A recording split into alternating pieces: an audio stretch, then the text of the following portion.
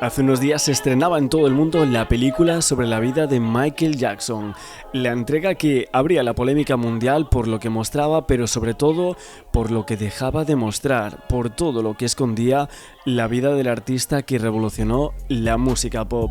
Una película aclamada ya por toda la crítica después de varias semanas en taquilla, haciendo unos números históricos, pero es que hay algunas personas que no perdonan al film que no muestre o solo que lo haga por encima la serie de denuncias que tuvo que afrontar a lo largo de su corta vida de 50 años. Cuestionan que se hable muy poco o nada de los casos de abuso infantiles, de llevar menores de edad a su casa para dormir con ellos supuestamente, y otras conductas bastante graves sobre la vida de Michael Jackson que podrían haber sido delictuales. También que no exploren tampoco el contexto de su infancia, el por qué él era así, por qué su personalidad, por qué tenía un mono, por qué tenía una jirafa, por qué no hacer hincapié en todas esas conductas sobre su vida adulta, obviamente basándose en los problemas que había tenido y en las presuntas agresiones que habría llevado de pequeño y algunas cosas que él no quiso contar nunca. La película es cierto que son ni 2 horas para un caso y para una figura tan mediática, tan importante como lo es Michael Jackson, que debería durar al menos 5 horas, pero bueno, eso no sería tan taquillable, ¿no? Vamos a decirlo de esta manera. Pero sí es cierto que desde el 58 hasta el 75, en donde nos encontramos con su niñez y con los Jackson 5, de hecho él era el octavo de los 10 hijos de la familia Jackson, una familia que vivía en una casa de 2 dormitorios en Jackson Street, en Indiana, en una ciudad industrial en el área metropolitana de Chicago. Sabemos que no era una familia rica y Michael creció con 3 hermanas, con Rebbie, LaToya y Janet Jackson, y luego otros 5 hermanos, Jackie, Tito, Jermaine, Marlon y Randy. Un sexto hermano, el gemelo de Marlon, Brandon, murió poco después del nacimiento. Es cierto que no tocan nada de esta vida, no hablan prácticamente nada de sus hermanas, sí que aparecen 2 de ellas, pero falta Janet Jackson, algo bastante extraño dentro de la película. Pero sabemos que Michael tenía una relación muy problemática con su padre. En 2003 Joe reconoció que habitualmente lo azoteaba siendo niño. Y también se dijo que había verbalmente de su hijo a menudo diciendo que tenía la nariz gorda, algo que luego vemos en la peli como hay esa escena que él va hacia su padre justo cuando se opera de la nariz. De hecho, Michael declaró que en su niñez fue abusado física y emocionalmente durante muchos ensayos incesantes, aunque acreditó que la disciplina terminante de su padre jugó un papel importante en su éxito. Dime alguno de los puntos de la vida de Michael Jackson que ha vivido Michael para ser como es. Su padre fue el que forjó a base de golpes la personalidad de Michael. Lo untaba en aceite y lo golpeaba con cables eléctricos, con cinturones para que le doliese más. Pulió su talento, pero a su vez lo destruía por dentro. Lo llenaba de traumas complejos, lo llamaba narizotas. ¿Su padre trataba con la misma frialdad y agresividad a todos sus hermanos Sí, o solo...? pero con Michael se enseñaba mucho más porque era la voz cantante del grupo, ¿no? El que tenía que controlar más para que pudiese pulir ese talento innato que tenía. Michael llegaba a decir que cuando veía llegar a su padre, a Joe, que le entraban ganas de vomitar, ¿no? Y nunca lo negó el padre, ¿eh? Y es que también a partir de la película hay mucha gente que está empezando a conocer una entrevista que hizo Michael Jackson hace muchos años ya, en donde el entrevistador le preguntaba si su padre le pegaba.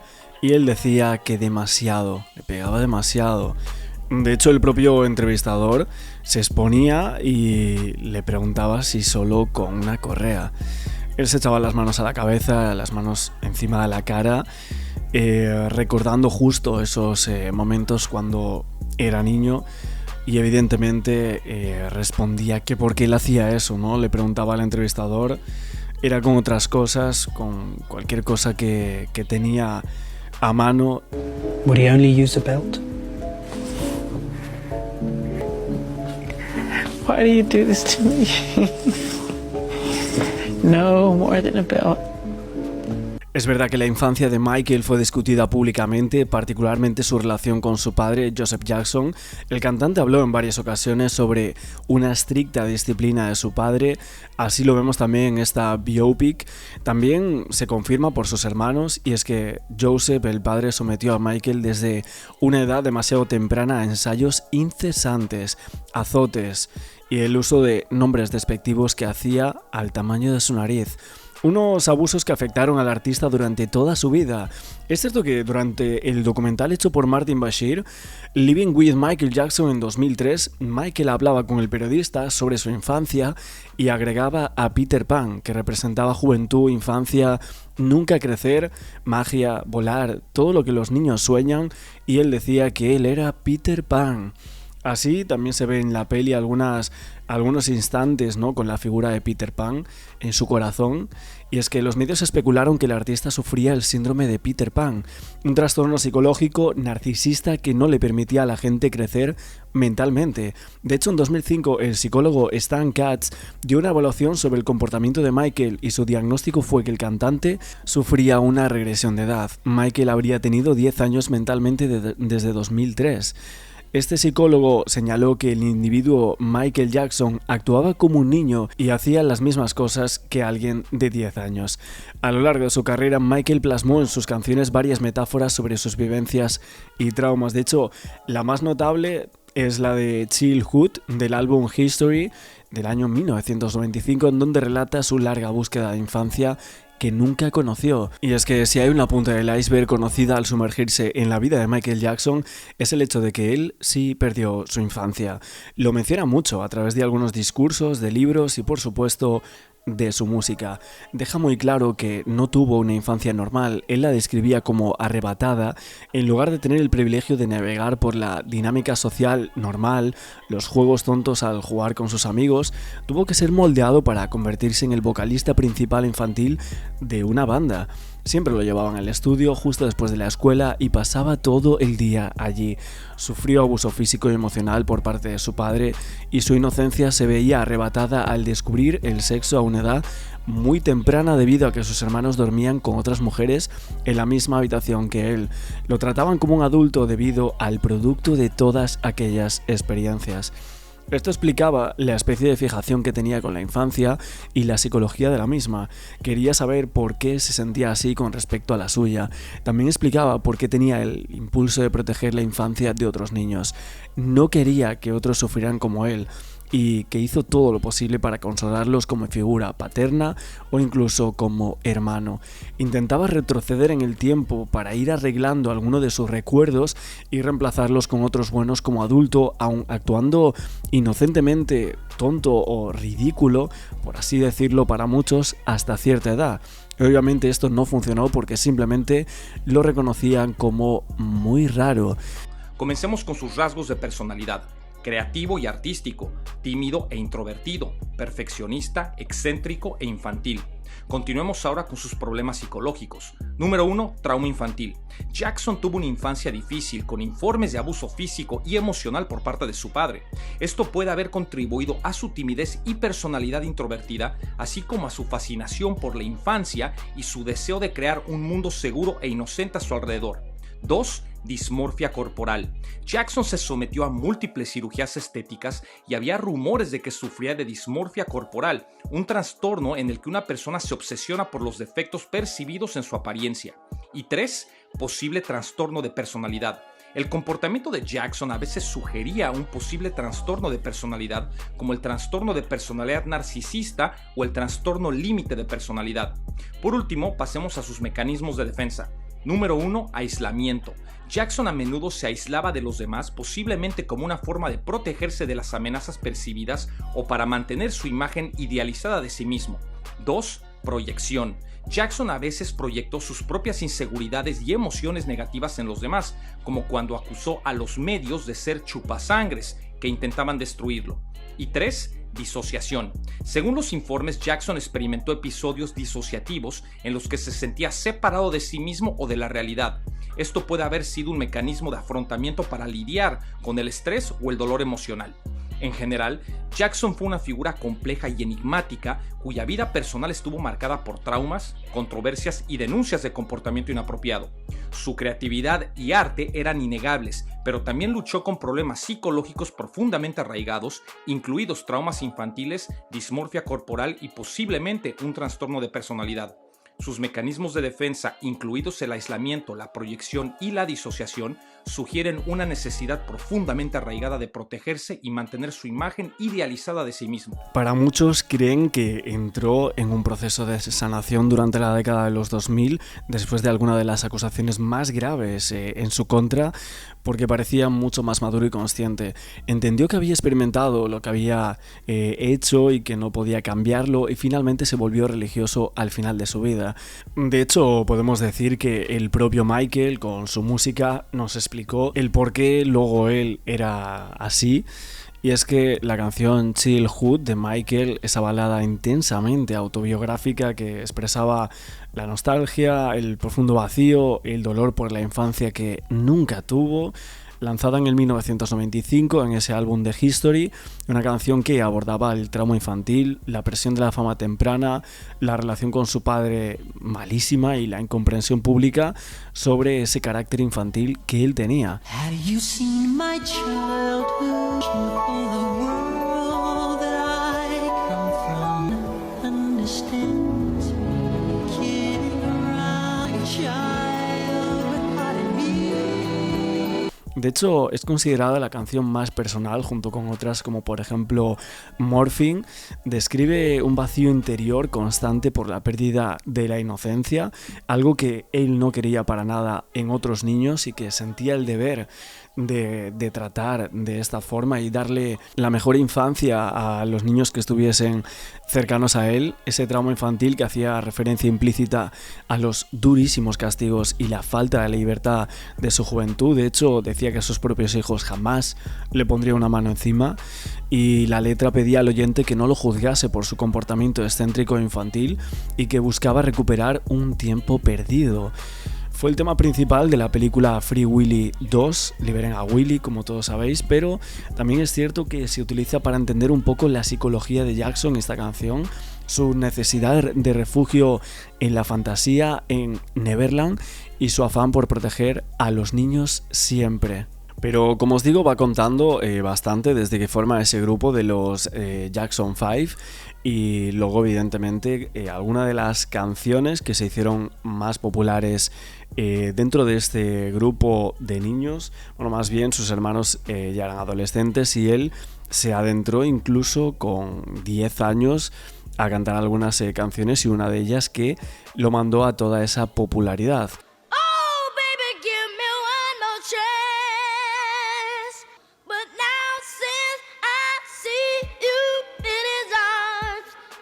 También habla de varios álbumes, hablando de música, que a nosotros nos gusta muchísimo hablar por aquí. Sobre todo el disco del 79 con 10 canciones, que sería Off the Wall, uno de los discos más históricos en la música de todos los tiempos. Y por supuesto, unos 3 años después, en el 1982, cuando saca Thriller con 9 canciones.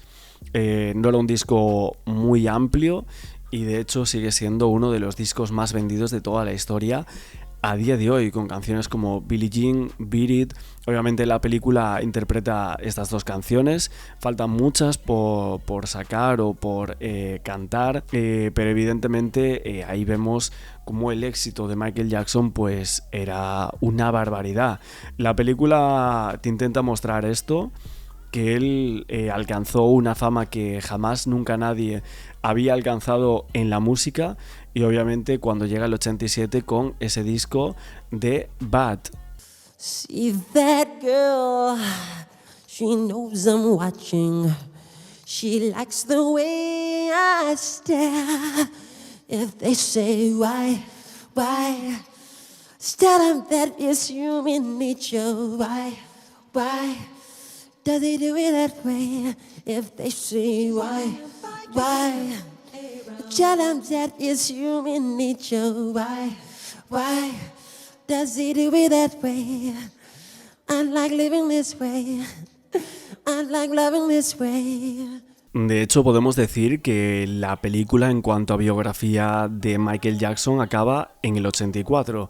En el 84 es justo el año en el que llevan a cabo su última gira juntos, ese Victory Tour, para promocionar los álbumes Victory, grabado por la banda Jackson 5. O sea, básicamente era la última gira de Michael Jackson con sus hermanos, en donde la peli pues muestra esa última actuación, en donde él dice que va a ser la actuación final y cómo el padre pues desencadena una rabieta porque quería que siguieran haciendo la familia, como él decía, muchas giras juntos y mucho dinero bajo la premisa de el rey del pop. Pero es cierto que en noviembre del 83, un año antes, Jackson y sus hermanos se asocian con PepsiCo, un acuerdo promocional de unos $5 millones, una barbaridad, que rompía todos los récords de una publicidad. Una primera campaña con Pepsi-Cola que se desarrollaba entre el 83 y 84 cuando había varios temas comerciales. Bueno, y hablando de esto, el 27 de enero de 1984 Michael Jackson y sus hermanos estaban grabando aquel comercial de Pepsi y no salió bien. Frente a una audiencia de unas 3.000 personas reunidas para crear el ambiente de un concierto, Michael estaba bailando su éxito Billie Jean y durante la sexta toma del comercial aparentemente se acerca demasiado a una exhibición de pirotecnia, una que se había activado un poco antes de tiempo y las chispas de los fuegos artificiales lo prenden fuego.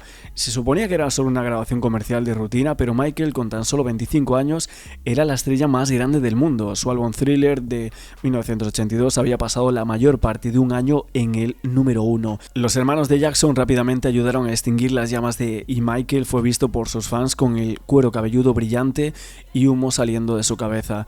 Después de aquel incidente, Michael, con la cabeza vendada y sonriendo incluso con dolor, fue trasladado de urgencia a un centro médico. Allí fue tratado y declarado fuera de peligro mortal, pero luego el cantante fue trasladado en ambulancia al Broadman Memory Hospital. Más tarde se determinó que la pomada que Jackson usaba en su cabello fue la culpable, prendiéndose fuego cuando se acercó a los fuegos artificiales, y es que, aún así, independientemente de la causa, Michael se sometió a tratamiento para ocultar las cicatrices y se hizo su tercera rinoplastia poco después de aquel incidente. Special effects explosion ignited the singer's hair. Jackson's brothers rushed to snuff out the flames. Pero más tarde se informaba que el dolor que Michael sufrió en el cuero cabelludo por las quemaduras fue prolongado y lo llevó a una adicción a los medicamentos recetados. Su cabello tampoco volvió a crecer correctamente y es que según los informes esto llevó a Michael a usar pelucas todo el tiempo. Y es que la vida de Michael Jackson es realmente impresionante, daría para múltiples películas que se llevarían a cabo durante los próximos años. Vamos a fijarnos en esta fotografía de aquí. Este es Michael en 1978, antes de las cirugías, del incidente con Pepsi, como todos sabéis, y del vitíligo, esa enfermedad de la piel que mucha gente sigue creyendo que él usaba cremas para ser blanco y todo eso, pero realmente él mostró signos visibles durante mucho tiempo, sobre todo en los años 90, de esta enfermedad. Algo que obviamente a día de hoy los medios de comunicación hicieron muchísimo para que la figura de Michael Jackson se vea como una mala persona por esas denuncias que hubo en contra de él. E incluso lo tachan como que era una persona que estaba loca, ¿no? Y muchísimas veces los medios de comunicación hicieron para que él se viese como una mala persona, cuando realmente para muchos a día de hoy le resulta una de las mejores personas que pasó, en este caso por la música, y que se convirtió en una estrella como lo fue él. Michael Jackson fue un ser humano, algo que tendemos a olvidarnos de ello, un niño prodigio. Su padre supo aprovechar, exprimir al máximo ese talento, pero a su vez le privó de algo muy importante, que es una infancia normal, y lo llenó de complejos, inseguridades, traumas, y eso lo arrastró y lo lastró toda su vida. Él luchó por mostrarlo al mundo, y ¿qué pasa? Que esa bondad que yo creo que heredó de su madre le metió en muchos problemas, pero a la vez hizo cosas muy grandes por este mundo. El mayor legado de Michael Jackson no es el musical. El legado más importante de Michael, su legado solidario y humanitario. De hecho, Michael es la persona que más ha apoyado causas benéficas en toda la historia, ¿no? Tiene un récord Guinness por eso mismo. Un genio atormentado, pero la poca felicidad que pudo alcanzar a lo largo de su vida, la multiplicó por 1.000.000 y la regaló y la repartió a la gente. La cuestión es que Michael Jackson es frecuentemente citado como uno de los casos más notorios de trastorno dismórfico corporal, caracterizado por esa percepción distorsionada de la propia imagen, una condición posiblemente derivada de inseguridades infantiles, como antes veníamos hablando a lo largo de este vídeo, las críticas a su aspecto físico, como supuestamente habría hecho su padre. Esto lo llevó a someterse a numerosas cirugías plásticas, como vimos en la película con el tema de su nariz, y a tratamientos intensos para alterar su fisionomía. Este fundamento del trastorno que provoca que la persona se obsesione con algunos defectos que en realidad son imperceptibles o imaginarios dentro de su físico. De hecho, podemos decir que en esta fotografía Michael Jackson seguramente para muchos pensarán que estaba mucho más guapo que después de alguna de las operaciones que él se hizo. Esa relación también con el vitíligo, y es que Jackson sufría esa enfermedad autoinmune real que le causaba manchas blancas en la piel, una presión de la prensa y su propia dismorfia que lo llevaban a acelerar muchos procesos de despigmentación y buscar un cambio de imagen por completo. De hecho, sumada a estas enfermedades, también posiblemente el lupus, que en algunas veces se ha comentado que tenía, habría generado un deterioro físico notable que se intentó ocultar muchas veces con maquillaje y otras con cirugías. Y es que hay varios vídeos que se ve la transformación facial de Michael Jackson desde el 1969 hasta el 2009. Un cambio impresionante desde los 11 años, llegando a la mayoría de edad, a los 18, que sería aquí en España, ese cambio impresionante. Ya empezamos a ver, obviamente, el vitíligo, cómo se aprecia sobre los 30 años, luego sobre los 40 y finaliza este vídeo con los 50. Y claro, a partir de esos años en los que ya acaba la película y nos adentramos entre el 85 y los 90, en donde tenemos un cambio de apariencia total de Michael, el álbum Bad, todo lo que promovía ese álbum, los tabloides en contra del rey del pop, las películas, autobiografías y también Neverland. Obviamente no sabemos si se va a hacer una segunda parte, pero nos quedó muchísimo por contar de la vida de uno de los artistas más importantes, o quizás el más importante de toda la historia. Es cierto que en el 86 a Michael Jackson se le diagnostica vitíligo, por lo que su piel fue perdiendo pigmentación, una enfermedad que hizo que tuviera que evitar la exposición ante la luz solar.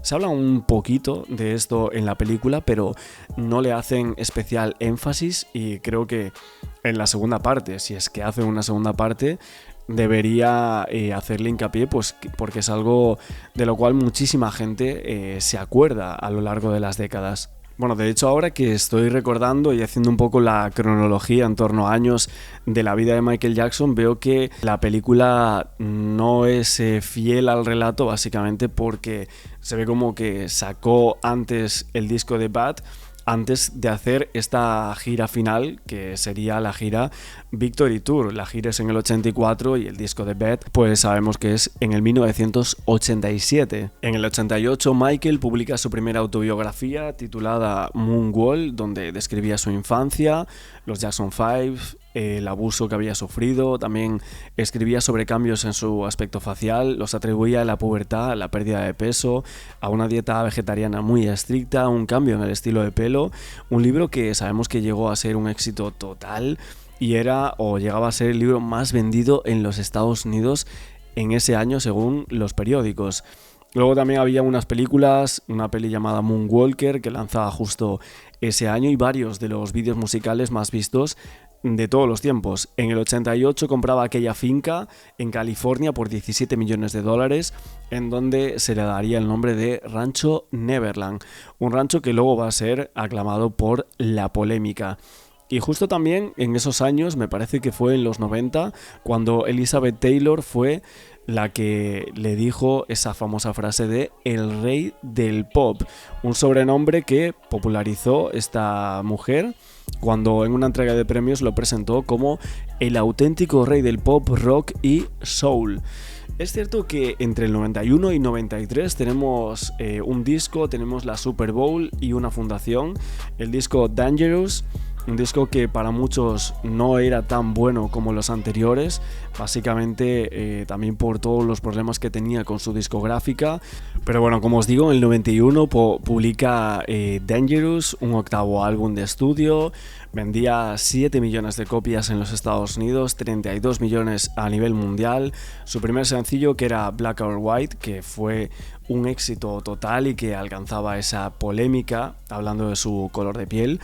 Y es cierto también que el segundo sencillo fue Remember the Time, un hit que hasta el día de hoy los fans de Michael Jackson, algunos dicen que podría llegar a ser incluso su mejor canción, aunque esto es algo muy discutido. Obviamente aquí abajo en comentarios quiero leeros, saber cuál es para vosotros la mejor canción de Michael Jackson.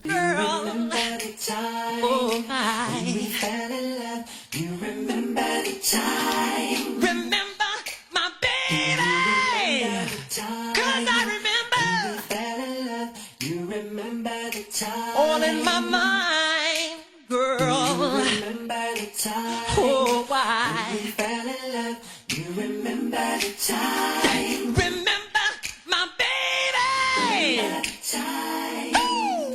Y seguramente a lo largo de estos vídeos que hagamos sobre el tema de la película vayamos hablando también un poco de música, porque más allá de toda la polémica que hay de si su padre esto, de si la discográfica, de si él había hecho o no había hecho, los presuntos delitos a los cuales se le acusaba y que fue declarado inocente, ojo, tenemos que hablar también de música, porque entre su discografía y entre las canciones que él lanzó a lo largo de su carrera musical nos encontramos ante las mejores canciones de la música de toda la historia. En esos años también, me parece que fue en el 83, cuando el artista fue el espectáculo de medio tiempo de la Super Bowl. Se presentó en el escenario, lo hizo vestido con una chaqueta militar de color dorado y hasta el día de hoy también se considera una de las actuaciones más seguidas en directo, con más de 133,4 millones de espectadores solo en los Estados Unidos. Un espectáculo brutal que provocaba una tendencia en la contratación de artistas y personajes famosos por parte de la NFL. La última, obviamente, hecha por Bad Bunny, que todo el mundo nos acordamos que fue hace unos meses atrás. Pero vamos ahora con el meollo y lo que la gente está contando, algo que no sale en la película y, como yo os decía, es que se acaba 10 años antes de estas acusaciones, porque en el 93 es cuando llega la primera acusación de agresión sexuales por parte de Michael Jackson, y es que en febrero del 93 Jackson accede a ser entrevistado por Oprah Winfrey en un reportaje que es seguido en directo por aproximadamente 62 millones de televidentes. Allí hablaba acerca de su infancia, su adolescencia, la relación con sus padres y su carrera profesional. Asimismo también llamaba sobre partes de su piel no afectadas por el vitíligo, esta enfermedad, el uso de cremas blanqueantes. Contestaba que desconocía la existencia de ellas y que él realmente sí tenía una enfermedad. En la entrevista Jackson afirmó que el vitíligo era genético, su abuelo también lo padecía. Después de su muerte, la autopsia corroboró que padecía dicha enfermedad y él se comprobó que su hijo mayor, Prince Michael, padece también vitíligo. Pero vamos al meollo, lo que la gente esperaba, y es que en verano de 1993 el cantante Michael Jackson fue acusado de haber abusado sexualmente de Jordan Chandler, uno de los muchos niños que solía acoger en su mansión de Neverland, todo por parte del niño y de su padre Evan Chandler. Jordan, quien entonces tenía 13, lo acusó de haberlo besado, de haber sometido a ciertas prácticas y el consiguiente escándalo repercutió gravemente en el estado de ánimo y la imagen pública de Michael Jackson. Por petición de la justicia, es cierto que el rancho de Neverland se inspeccionó totalmente, varios niños y familias acusaron al cantante de ser pedófilo y su hermana mayor, La Toya, también insinuó creer en la veracidad de aquellas acusaciones, aunque tiempo después se retractó de aquello. Entonces, Michael Jackson tuvo que someterse a una revisión para poder corroborar las descripciones que Jordan Chandler había hecho de los genitales del artista. A pesar de que se hallaron ciertas similitudes en las descripciones hechas por el acusador, esto no fue suficiente para que Michael fuera declarado culpable. La compañía de seguros del cantante llegó a un acuerdo extrajudicial con la familia Chandler, pagándole $15 millones. Si bien dicho acuerdo ha sido recibido por la opinión pública como una admisión de culpabilidad, el mismo establece específicamente que Jackson no admitió ningún delito ni responsabilidad sobre aquello. De hecho, el propio Michael dijo que antes de lastimar a un niño se cortaría las muñecas. Esto lo dice en unas declaraciones a la cadena de televisión CBS tras algunas acusaciones de las cuales hablaremos próximamente a lo largo de este vídeo, que es algo que la película no habla de ello, pero es que Michael sigue diciendo que no tenían absolutamente nada de malo el dormir con niños. Obviamente si eran niños, familiares, y es que cuando se le preguntaba a él si bajo las actuales circunstancias aceptaría dormir con un niño, Michael contestaba que sí. ¿Por qué no? Si uno va a ser pedófilo, si va a ser Jack el Destripador, si va a ser un asesino, no es buena idea, pero no lo soy. También es cierto que tras la muerte de Michael en junio de 2009 hubo publicaciones que aseguraban que Jordan Chandler había admitido que el cantante nunca abusó sexualmente de él, y justamente en el 94 Jackson se casa con la cantautora Lisa Marie Presley, hija de Elvis Presley. La pareja que se había conocido en el 75 cuando Michael y su familia residían en Grand Hotel and Casino, donde la agrupación de los Jackson 5 realizaba conciertos, y a comienzos del 93 retomaron su relación. También es verdad que en el 95, varios años después, publicaba un álbum doble llamado History, Past, Present and Future. El primer disco, que contenía los temas más exitosos de su carrera, y luego reeditado con el nombre de Greatest Hits. Volumen 1 en 2001, mientras que el segundo compacto, History Continues, contenía 15 nuevas canciones, una producción que llegaba al puesto número 1 del Billboard 200.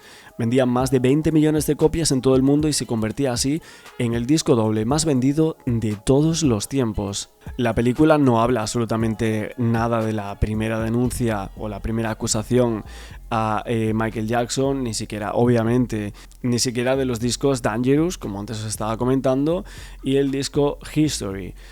Por haceros una idea, en el disco Dangerous está la canción Black or White, que antes comentábamos, Who Is It, que es una de las mejores canciones bajo mi punto de vista, She Drives My Wild, por ejemplo, y bueno, en History, en la segunda cara es donde aparecen canciones como Stranger in Moscow. How does it feel? How does it feel? How does it feel? How does it feel? How does it feel? How does it feel now? How does it feel? How does it feel? When you're alone and you're cold inside.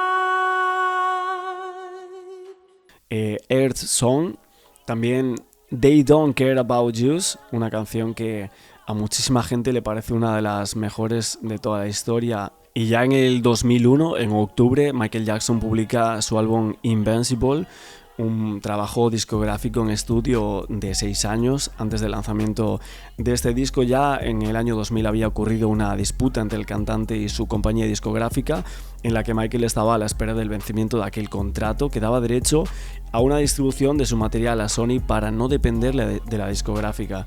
El cantante buscaba esa salida anticipada de su contrato justo antes de la publicación del álbum y anunciaba al presidente de Sony, Tommy Mottola, que dejaba la discográfica. En consecuencia, 2 meses antes de la publicación, la promoción de los sencillos, vídeos musicales y todo lo relacionado con el álbum fue cancelado. En este álbum obviamente hay algunas canciones recordadas por todos los tiempos, también muchas de ellas como por ejemplo Butterflies, You Rock My World o Heaven Can't Wait, algunas de ellas que componían un trabajo de hasta 16 canciones. De hecho, en aquellos momentos hubo muchísima polémica porque Michael acusó entonces al presidente de Sony, Tommy Mottola, de racista, de mafioso, porque no quería apoyar a los artistas afroamericanos. Esto se habla un poco en la película, pero tampoco hace mucho hincapié, y de hecho esto ocurre prácticamente unos 15 años después de lo que la película narra y de cómo son los álbumes. Es cierto que ya luego nos vamos a una época bastante complicada de Michael Jackson, y es que entre 2003 y 2005, unos años después de esa salida de ese álbum fuera de la discográfica, desde enero de 2002 hasta mayo de 2003, Michael accede a grabar un documental en el cual narraban su vida cotidiana, costumbres, vida pasada, etc., y se publica bajo el nombre de Living with Michael Jackson, presentado por un periodista británico llamado Martin Bashir, quien entrevista y acompaña a Jackson durante el reportaje. Sin embargo, antes de ser publicado, el documental fue modificado por esta persona, tergiversando así la imagen verdadera de Jackson. El estreno seguido por muchísimas personas. En uno de estos reportajes el cantante aparece de la mano de un adolescente de 13 años llamado Gavin Arvizo, uno de los tantos niños enfermos que visitaban con frecuencia su mansión, que dijo que solía quedarse a dormir en la habitación del cantante sin que él le molestara. Esto despertó una grandísima polémica. La familia del joven, luego de aquel reportaje, acusa a Michael de haber emborrachado y haber practicado a ese adolescente. Un juicio que se inicia el 31 de enero de 2005 en Santa María, en California, y finaliza en el mes de mayo. Ese 13 de junio del mismo año fue declarado inocente nuevamente de todos los cargos. De hecho, ya en el 2006 las autoridades estadounidenses ordenan el cierre de su rancho Neverland, oficialmente debido a atrasos en el pago de salarios, debido a problemas burocráticos ya solucionados, aunque también en este caso se difundía la idea de que la policía buscaba pruebas de las supuestas relaciones con menores que tanto se había comentado. Obviamente en este vídeo hemos hablado muchísimo de la vida de Michael Jackson, en la que se hace especial hincapié en esta película, aunque no tanto. Hay cosas bastante oscuras, bastante preocupantes y que él recordó también durante su música, pero es que obviamente no podemos dejar atrás la música. Y es que Michael Jackson es considerado el mejor artista de toda la historia, debido a su impacto sin precedentes en la música pop, en la danza, en la industria audiovisual también, destacando por ventas récord como Thriller. Fue un artista completo que revolucionó los vídeos, rompió las barreras raciales, así se ve también en la peli, y definió la cultura popular durante más de 4 décadas. Obviamente Michael no solo cantaba, sino que producía, componía, hacía beatboxing, coros, bailaba.